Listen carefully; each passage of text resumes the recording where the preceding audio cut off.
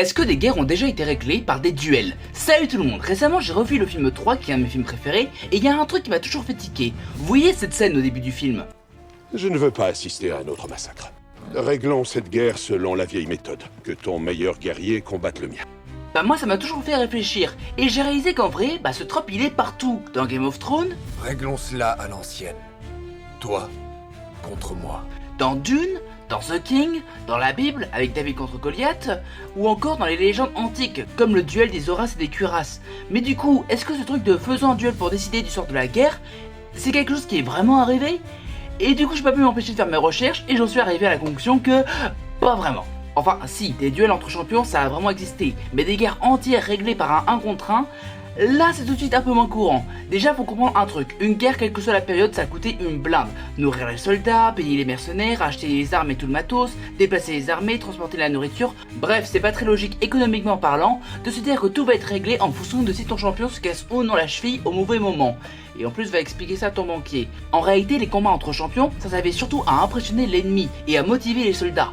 Un des meilleurs exemples, c'est probablement ce qui s'est passé avant la bataille de Bannockburn en 1314.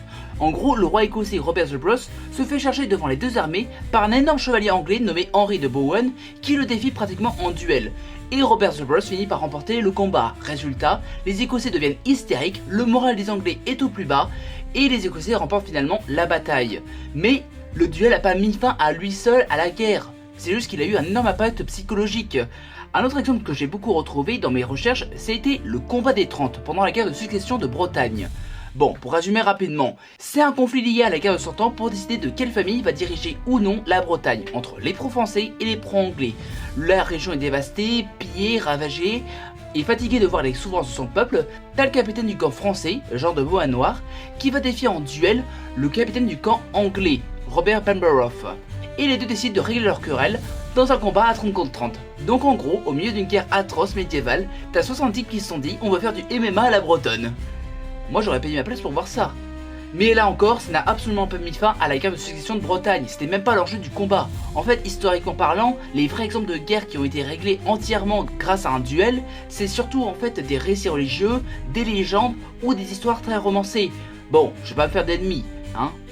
Mais je suis pas sûr que je peux considérer David contre Goliath comme un événement historique.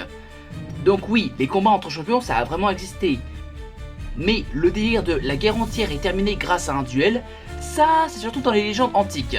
Et puis surtout ça coûte moins cher à produire qu'une bataille. Like, commente et abonne-toi pour plus de vidéos.